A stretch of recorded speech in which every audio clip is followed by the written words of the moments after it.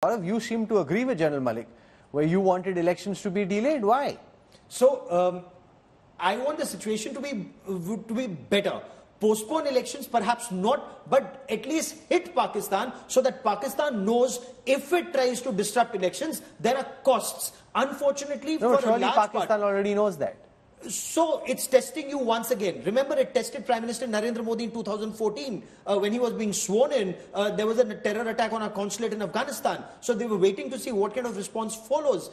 You've permitted Pakistan into your Pathankot base. You expected them to take action. Pakistan did not. So you know Pakistan's DNA. It is a terror state. So if Pakistan knows if they kill one of yours, you kill three of theirs, they will think twice before disrupting you. No, but shouldn't they already be thinking twice on the back of what? It also raises questions about the level of deterrence, General Hasnain, because if you imagine that Balakot or Uri would have taught Pakistan a lesson and they'd back off, clearly that lesson now seems forgotten. I mean, it bought us some peace for a while, but it seems that slap's now been forgotten. See, Rahul, even though what happened in 2016 and 2019, I, for one, never called it acts of deterrence. You can't do acts of deterrence with surgical strikes and one-off strike on Balakot or something like that. These have to be sustained over a period of time. We have to show a different kind of an intent. We didn't want to cross that threshold at that particular time. I think what we were intending to do was to actually convey a message. You do it, we will do it back to you equally well, right? And you cannot afford it as much as we can afford it, right? That was the kind of message which was being Would sent you out. delay elections or you'd bash on regardless and conduct elections? General See, my former chief has said something, but obviously he would have his reasons for it. But I, for one, I have seen 5 elections in Kashmir, one more difficult than the other.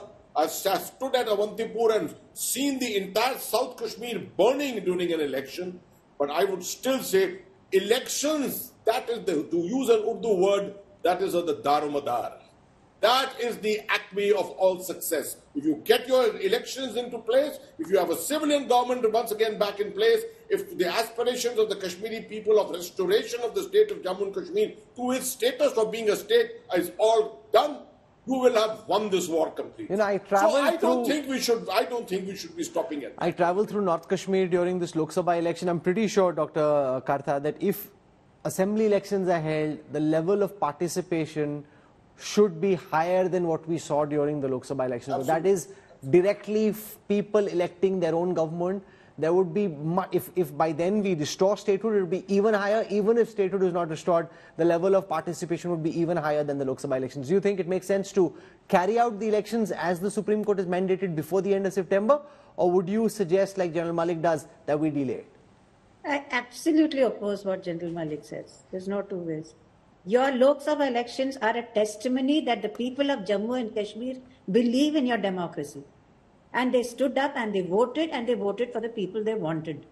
And that is the sheer credibility of this exercise is what gives you confidence even in counter-terrorism operations. The two merge. It's not one separate and the other separate. So I don't think we should even go down that road. Sunilji, but let me put you on the spot. If you use the Lok Sabha elections as a base file, try and draw meaning, even though it is very difficult because the context is different, try and draw meaning for what this may mean in the assembly context.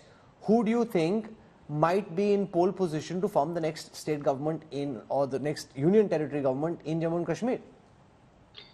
Right, Rahul. If we go by the trends and the results of the Lok Sabha elections, BJP was leading in 29 assembly segments.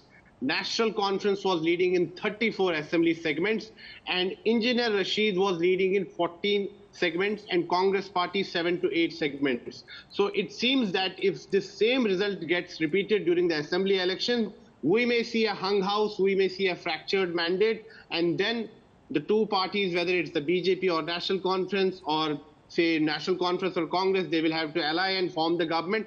But no single party is going to get a clear mandate as per the results of the Lok Sabha elections.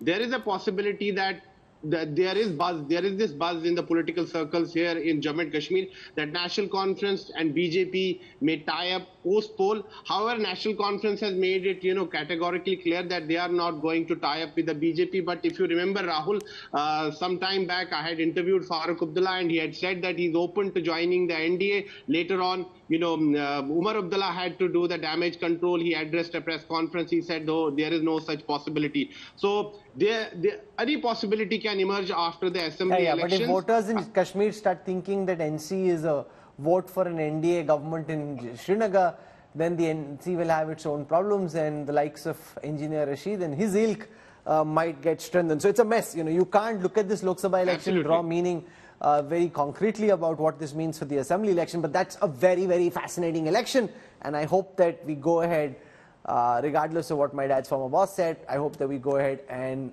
conduct the elections in the way that is currently being planned. So we've had a enriching conversation, lots of sharp insights from our guests. So for those insights, General Hasnain, Mr. Waid, Sushant Sareen, Dr. Tara Kartha, thank you very much. Thanks also to my colleagues Sunil Jibhat and Gaurav Sawant.